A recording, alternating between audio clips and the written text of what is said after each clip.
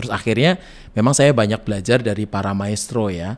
Yang pertama itu Bu Catherine Leimena. Kemudian yang kedua itu ada Ibu Aning Katamsi. Itu soprano Indonesia ya.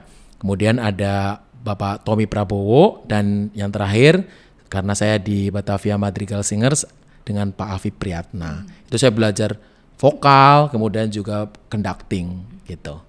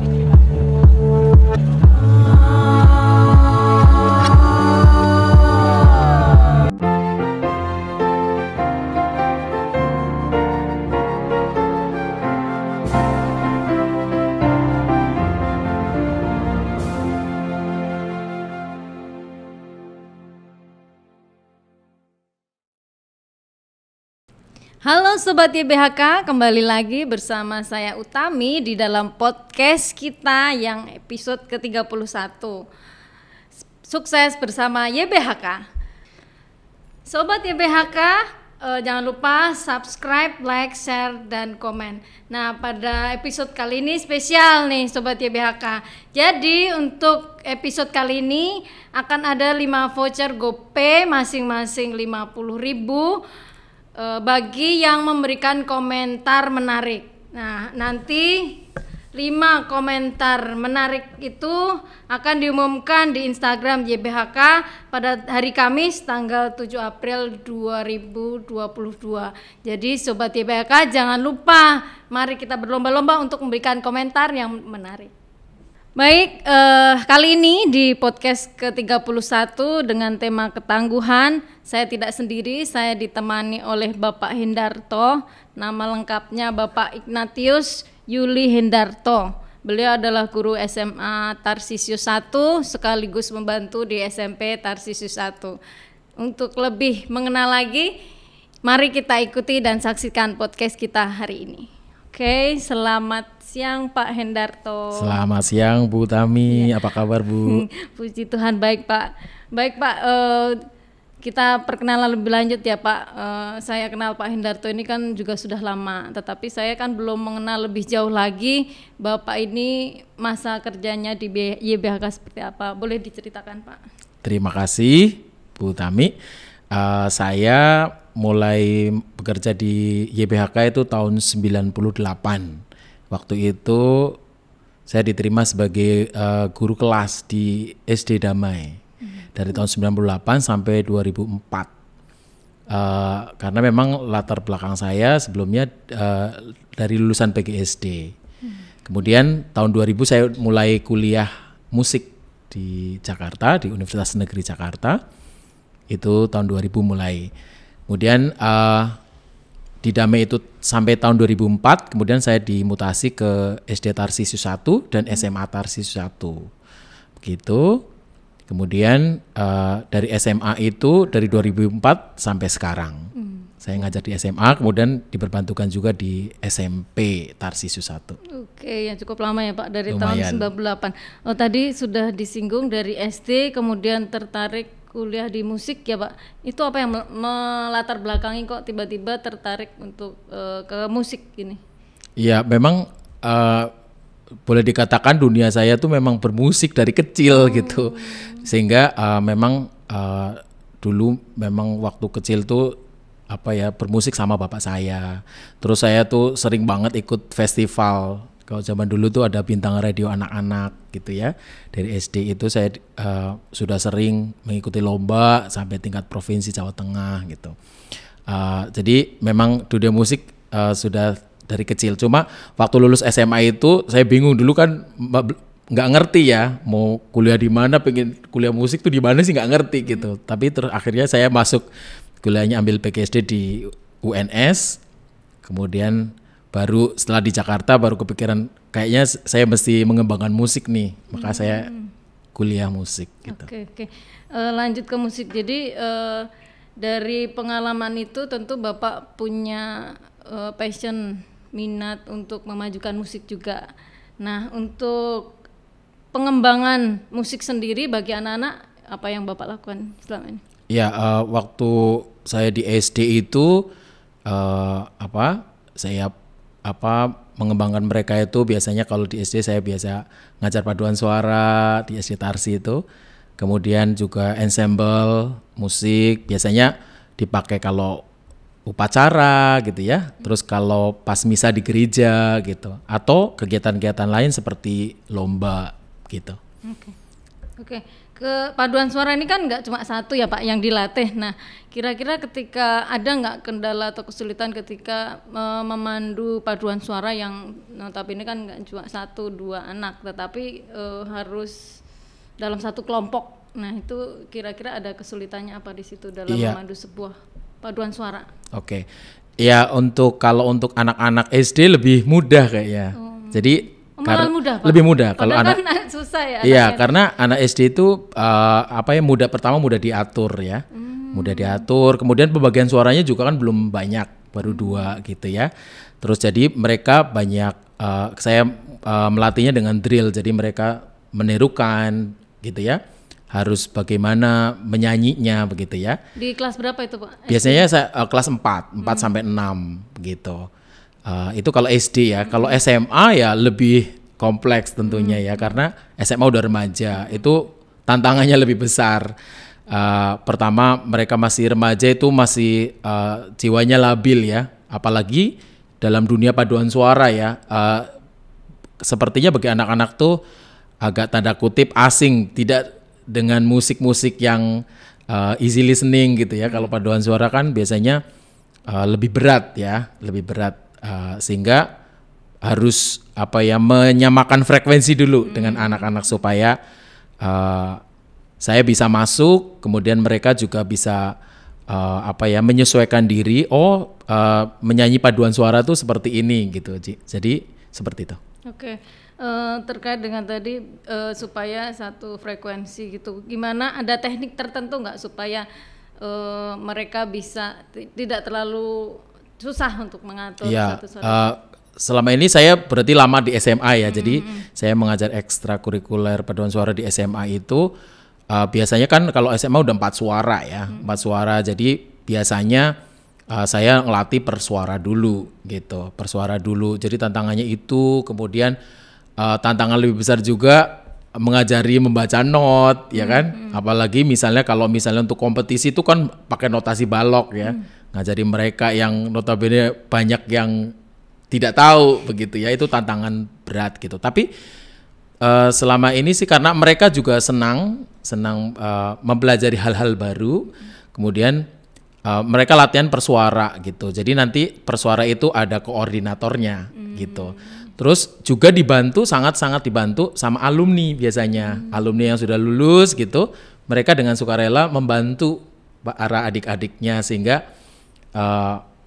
adik-adiknya tuh merasa disupport gitu. Ada suatu kebersamaan sehingga mereka tambah semangat, apalagi kalau ada event-event tertentu. Oke, berarti sangat disupport oleh alumni nih ya. Betul, Baik. betul. Tadi kita berbicara, tadi Bapak mengatakan melatih dulu persuara, misalnya alto dulu dan seterusnya. Kalau untuk online gini? Nah iya, ini tantangan berat juga ya.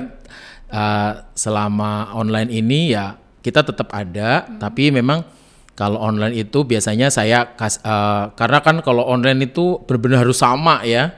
Jadi saya kasih contoh dulu, saya kasih rekaman dulu, kemudian mereka tinggal mengikuti gitu.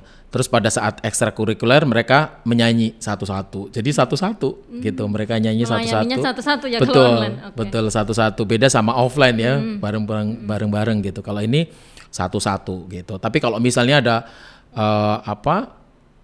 gerakan atau koreo ya berarti harus dilatih juga gitu. Lebih ya tantangannya beda yang jelas ya, karena kalau online itu yang jelas pasti gimana ya, lebih sulit menurut saya ya, lebih sulit, tantangannya lebih berat dibandingkan offline. Oke, bagus.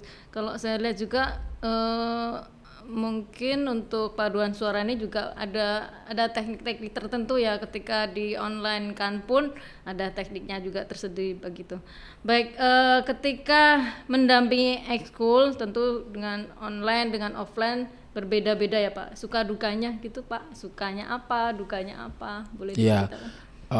Kalau offline yang jelas apa ya, lebih semangat karena langsung menghadapi anak, teknik-teknik kita mendengarkannya langsung gitu ya. Kalau online itu biasanya kan pertama anak-anak itu kita tidak bisa langsung kan, gitu, tidak bisa langsung. Terus kan suaranya ini udah bener belum ya, kalau paduan suara itu kan ya suaranya harus banyak resonansinya gitu ya. Jadi harus benar-benar lebih detail. Biasanya kalau misalnya anak-anak itu biasanya sebelum, misalnya kan nanti dikumpulkan dalam satu drive gitu ya, rekaman mereka satu-satu. Biasanya suruh kirim ke saya dulu, saya cek dulu sebelum masuk ke drive. Berarti gitu. butuh ini banyak dong Pak. Oh iya, apa ya, effortnya lebih banyak. Iya, benar-benar. Karena pengalaman saya kalau ada tugas gitu, anak bikin video itu kan juga makan space yang cukup banyak. Ya dukanya kadang-kadang anak kalau ada yang terlambat kan belum bisa dibuat secara bersama-sama, ya kan? Itu Bapak juga ya menyusun, mengkolaborasi semua. Kalau saya biasanya audio. Nah, kalau yang videonya dibantu oleh alumni. Nah, tapi sekarang sudah ada anggota yang bisa, jadi lebih enak. Jadi bisa bersama-sama. Karena saya udah bilang, ayo kamu harus belajar membuat mengedit video untuk choir, untuk paduan suara gitu ya. Jadi enak gitu ya. Jadi ya itu sukanya ada yang bisa membantu gitu ya. Ya dukanya tadi itu nggak bisa mendengarkan suara langsung, tidak bisa, kadang-kadang nyanyi itu tidak bisa melihat ekspresinya, kadang dimatikan kan kameranya gitu ya. Ntar tiba-tiba pas lagi udah rekaman kok ekspresinya gini, saya minta ulang lagi gitu. Tapi kalau misalnya langsung itu enaknya ya seperti itu langsung kita bisa melihat perkembangannya secara jelas sih sebenarnya kalau langsung sih lebih enak gitu ya. Terdengar suaranya juga lebih asli kan, lebih asli gitu. Ya dukanya biasanya ya anak-anaknya kadang-kadang bosen, apalagi kalau yang maksudnya ya tadi tuh remaja itu pingin main, banyak mainnya gitu. Jadi terus udah gitu pinginnya instan gitu, padahal kalau belajar paduan suara itu memang harus bertahap ya, maksudnya kadang waktunya memang butuh secara khusus ya. Jadi untuk menghasilkan yang baik tuh harus diulang, diimprove gitu kan, sehingga hasilnya lebih baik lagi gitu kan, butuh waktu. Nah anak-anak tuh kadang-kadang nggak sabar, pingin hasil yang baik tapi dengan cara yang cepat gitu. Nah itu kadang-kadang kita harus memberikan motivasi, memberikan arahan lagi gitu. Sesuai tema kita ya Pak, yang tangguh gurunya. Ya, karena harus melatih dan Iya, melatih. betul. Kalau untuk paduan suara sendiri, peminat dari anak sendiri cukup besar Pak? Ya naik turun ya, setiap angkatan beda-beda gitu ya. Tapi biasanya mereka itu kan berminat kalau pas ada awal tahun, biasanya kelas 10 itu baru masuk, mereka merasakan kita tampil gitu ya, yang kakak kelas gitu tampil, terus mereka wah bagus, takjub, jadi mereka ingin gitu, oh saya pingin seperti mereka gitu ya, jadi banyak yang ikut gitu. Ya setiap tahun beda-beda lah gitu ya. Mungkin motivasinya juga pingin ikut tampil lomba atau konser gitu.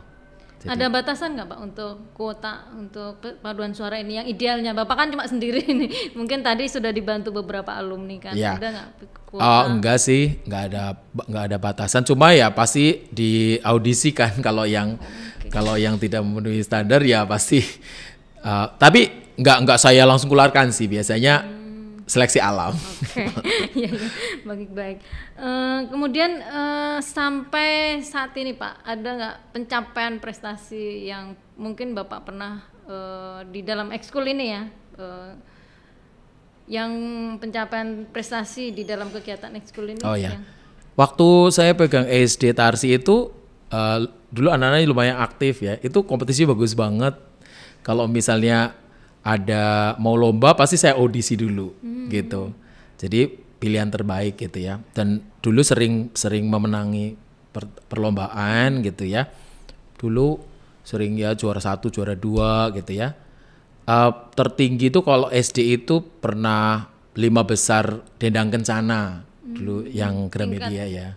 Gramedia itu kalau nggak salah dulu 90-an peserta lah gitu lah. Kita 5 besar. Jakarta. Itu Jabodetabek. Oh, Jabodetabek. Terus kalau yang SMA itu lumayan banyak kegiatannya dan kompetisi itu kalau untuk tingkat nasional kita mulai tahun 2016 ya. Itu pertama itu di Bandung di Saint Angela, itu tingkat nasional. Kita masih silver waktu itu. Waktu itu maksudnya masih silver, gimana, Pak? silver. Jadi kalau di dalam paduan suara itu kan ada range nilai, itu nanti masuk atau bronze atau silver atau gold gitu. Biasanya kalau silver itu antara 70 sampai 80. Kalau di atas 80 itu gold atau medali emas. Di Bandung dengan gitu. peserta Berapa anggota waktu itu? Kita silver itu pertama kali. Saya juga pertama kali ikut, tapi pengalaman, tapi seneng banget gitu. Dari panitia, wah ini baru pertama kali tapi silvernya udah silver yang tinggi gitu. Itu terus kemudian 2018 sebelumnya 2017 ya. 2017 kita ikut di Semarang di Sekolah Karangturi. Itu festival juga. Tingkat nasional kita medali emas gitu. Itu waktu itu peringkat 2 gitu. Kemudian 2018 di Saint Angela lagi itu kita peringkat 3 medali emas. Dan terakhir 2019 sebelum pandemi ya, itu di penabur internasional. Itu kita medali emas juga. Gitu. Dalam penentuan lagu-lagu gitu Bapak memang ada dari perlombaan itu sudah ditentukan? Setiap perlombaan beda-beda ketentuannya ya. Tapi secara umum misalnya di Angela itu biasanya membawakan 3 lagu. 3 lagu. Yang pertama itu lagu yang diciptakan sebelum tahun 1800. Oke. Ya bisa dibayangkan ya. Ya itu kelas berat ya. Ya seperti itu. 1800 tahun sebelum tahun 1800 lagu yang diciptakan. Referensinya ada ya Mbak? Oh iya banyak. Biasanya di internet banyak ya. Nah biasanya kalau udah komposer yang sudah meninggal itu berarti kita udah free biasanya. Nggak istilahnya kan nggak beli lagi gitu. Tapi nah yang kedua biasanya ada yang ketentuan kedua itu lagu yang komposernya itu orang Indonesia. Jadi, nah ini biasanya beli, ya gitu. Beli itu maksudnya kita harus Bayar ini ya kan, iya ke penciptanya, gitu. Harus nggak boleh sembarangan ambil itu, karena hak cipta. Ini bagus ya kalau di paduan suara hak cipta benar-benar dipakai. Jadi orang yang berkarya itu dihargai sekali gitu. Terus yang ketiga itu bebas, lagu bebas. Jadi mau ambil berapapun lagu apa aja boleh. Terus biasanya dari 3 lagu itu hanya 1 yang boleh diiringi alat musik. Alat musiknya juga harus yang akustik, bukan nggak boleh elektrik gitu. Itu Yang 2 berarti akapela. dari siswa sendiri ya, Pak? Iya. Oke. Setiap tahun, setiap perlombanya ada anak yang bisa itu pegang alat. Enggak. Oh ini kalau ketentuan untuk mengiringi boleh dari luar. Boleh dari luar. Gitu. Kebanyakan seperti itu. Atau ada ketentuan kalau Semarang itu misalnya lagu Indonesia berbahasa Indonesia, beda-beda sih setiap ininya. Tapi secara umum kan jurinya juga yang udah mumpuni ya. Jadi apa ya, ketat ininya ya, penilaiannya dengan standar yang internasional sih gitu.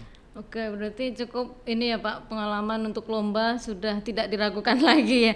Nah, untuk kompetisi ini mungkin kan setiap event beda ya Pak, penilaiannya atau apapun cara jurinya menilai. Nah, apakah kalau saya pengalaman itu dulu pernah ikut paduan suara waktu kuliah itu dengan yang ponakan saya yang sekarang paduan suara itu agak berbeda. Menurut Bapak iya seperti itu nggak sih? Untuk berbeda paduan, apanya ya maksudnya? Kalau yang sekarang saya lihat tuh banyak koreonya. Kalau saya, menurut iya. saya sih, Okay. iya nggak sih Pak? Jadi kalau di kompetisi paduan suara itu kan kategorinya banyak sekali gitu. Jadi misalnya kayak tadi mix youth ya gitu, ada ketentuan di usia sekian, dari sekian sampai sekian gitu ya. Terus misalnya 4 suara gitu, atau setingkat SMA misalnya gitu. Terus nanti kalau yang tadi banyak gerakan misalnya untuk folklore lagu-lagu rakyat gitu kan biasanya kalau nggak pakai itu kurang, kalau nggak pakai gerakan tuh kurang apa ya? Berarti kurang sesuai mendukung. dengan eventnya ya? Ya kategorinya, kategorinya betul. Ini tadi di sekolah ya Pak. Yang berikutnya di luar sekolah adakah kegiatan lain yang masih berhubungan dengan musik? Kan Pak Endarto kan tidak bisa lepas dari musik kan. Iya. Adakah kegiatan di luar sekolah tetapi ya masih ada hubungan jadi dengan cerita sebelumnya ya. Dulu kan saya waktu kecil itu tadi suka ikut kompetisi ya, sampai bintang radio dan televisi tingkat nasional gitu. Kemudian setelah di Jakarta, saya baru mengenal paduan suara ini di Jakarta gitu. Waktu itu saya aktif di gereja Kristoforus di sana, aktif. Grogol. Terus ikut kur Mudika kan waktu itu. Terus temen itu ada anggota paduan suara Unpar Bandung. Itu kan salah satu paduan suara terbaik ya saat itu. Terus saya diajak gitu nonton secara langsung di Erasmus ya, Erasmus Swiss itu kedutaan Belanda gitu ya. Terus wah bagus banget kan. Nah malamnya saya nggak bisa tidur saking bagusnya gitu. Saking bagusnya, wah kok ada ya paduan suara sebagus ini gitu ya. Karena saya belum begitu mengenal gitu ya. Terus akhirnya dari situ saya sering menonton gitu ya. Sering menonton gitu. Yang paduan suara konser gitu. Saya banyak belajar dari para maestro ya. Yang pertama itu Bu Catherine Leimena.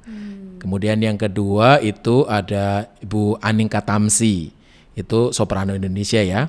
Kemudian ada Bapak Tommy Prabowo, dan yang terakhir karena saya di Batavia Madrigal Singers dengan Pak Afif Priyatna. Itu saya belajar vokal, kemudian juga conducting gitu. Akhirnya saya diterima di salah satu paduan suara terbaik di Indonesia gitu. Dan ini juga salah satu paduan suara terbaik di dunia.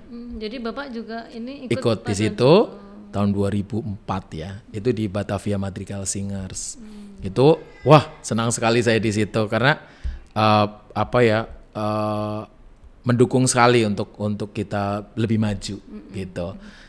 Untuk sekarang ya saya kegiatannya sebelum pandemi itu melatih paduan suara di beberapa paduan suara di sekolah, di gereja gitu. Itu sih kalau selama pandemi ini ya berkurang. Tapi ada paduan suara yang online gitu, maksudnya latihannya secara online. Oh masih gitu. juga ya, masih jalan. Masih. Oke. Jadi terciptanya orang hebat tentu juga dari orang-orang hebat juga ya. Amin. Oke. Kalau menurut Bapak ini untuk paduan suara itu, kalau saya lihat ya pernah tuh di gereja misalnya gitu, hanya 4 orang nih tapi bisa bagus gitu. Ada juga banyak juga bagus. Nah, menurut Bapak ini letaknya di mana sih? Kok lebih efektif kalau sedikit atau banyak atau gimana? Menurut Bapak? Kalau efektif ya itu tergantung kebutuhan sih ya.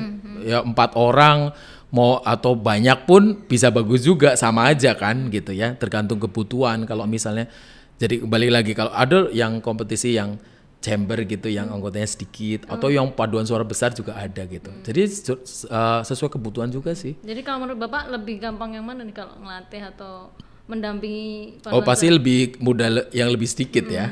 Karena kan ya tapi biasanya kalau mau bagus 4 orang ya berarti lebih dalam, maksudnya 1 orang dilatih dengan nggak secara bersama-sama gitu. Bapak ini masuk suara apa nih ya? Ayo tebak. Apa ya, bass bukan? Bukan ya, bass ya, bukan. Enggak sih, ya mungkin semakin tua semakin turun Gitu. suaranya. Bisa mempengaruhi ya Pak umur? Iya kan gitu. pita suara jadi nggak begitu lentur ya. Kalau dulu saya tenor 2 sih, gitu. tapi lama-lama ya semakin tua semakin turun. Benar Pak, kayaknya. bisa berpengaruh ya usia? Iya, karena pita suara semakin nggak lentur. Oh gitu. Meskipun sering berlatih Pak? Kalau berlatih bisa sih. Jadi memang harus berlatih terus supaya pokoknya bisa bertahan gitu, bisa bertahan di suara itu. Tapi memang kelenturan berkurang. Ada nggak nih tips Pak supaya suaranya tetap emas nih? Mungkin sebelum makan apa atau gimana, ada nggak tips dari Bapak nih? Mungkin sobat YBHK mungkin yang suka nyanyi biar nggak cuma di kamar mandi. Iya. Ada Kalau nyanyi ya yang jelas jaga suara itu ya yang penting istirahat cukup sih kalau penyanyi itu. gitu ya. Nggak boleh kurang tidur, itu berpengaruh gitu ya. Yang jelas yang tadi latihan. Latihan tuh biasanya kalau orang nyanyi ya nyanyi terus ya. Ya kan? Itu harus Seneng misalnya, karena seneng kan. harus setiap hari nyanyi Ya. atau Kalau gitu bisa ya, Pak? setiap hari nyanyi supaya pita suara kita itu tadi selalu lentur gitu. Nah, untuk yang nilai-nilai YBHK ini Pak, nah ada nggak nih nilai-nilai YBHK di dalam berpaduan suara itu? Oh tentu saja, justru di sini itu menurut saya itu sangat baik ya untuk menanamkan pembinaan karakter ya, terutama di dalam nilai-nilai YBHK ya. Kalau anak itu belajar mau kompetisi, mereka pasti akan semangat ya pertama ya. Jadi semangat sehingga mereka walaupun waduh Pak lagunya sulit sekali gitu ya, tapi mereka semangat sehingga belajar bersama ya, kerjasama masuk. Kemudian mereka pasti akan ada masa down, tapi ayo kita mau kompetisi, mau kan dapat medali emas gitu ya. Jadi mereka berusaha terus gitu, sehingga mereka dilatih untuk lebih tangguh dalam menghadapi ya dalam hal ini tantangan lagu ya itu ya. Kemudian lagi kalau misalnya anak-anak itu kan butuh mereka ini ya sudah meluangkan waktu. Itu kalau belajar paduan suara apalagi mau kompetisi atau konser itu wah udah mau dekat itu bisa setiap hari dan bisa hampir setiap hari pun saya marah gitu ya. Karena mungkin ya ini mungkin marahnya itu maksudnya untuk tujuan kebaikan ya. Mungkin ya mereka nyanyikan tidak sesuai yang saya harapkan gitu. Jadi mereka juga harus kuat secara mental gitu ya. Belajar. Jadi saya juga menanamkan kalau saya marah bukan saya benci sama kalian, tapi ini untuk kebaikan kita ke depannya kan gitu. Karena kita punya satu tujuan yang sama gitu. Gitu. Jadi nilai-nilai ini sangat baik ya. Kemudian tadi ya udah kerjasama, tangguh gitu ya. Selain itu juga kan kita berpaduan suara itu juga melayani di gereja ya. Jadi kalau kita dapat tugas di gereja, nah itu saya menanamkan nilai-nilai spiritualitas bagi mereka, sehingga pada saat mereka nanti sudah tidak di sekolah, mereka terjun di masyarakat, di lingkungan, di gereja, mereka bisa melayani melalui nyanyian. Mereka bernyanyi, apa yang mereka dapatkan pada saat di sekolah bisa mereka terapkan di dalam kehidupan menggereja, begitu. Oke, terima kasih atas bincang-bincang kali ini, Pak. Demikian Sobat YBHK, kita akan jumpa lagi di episode podcast berikutnya. Sukses bersama YBHK.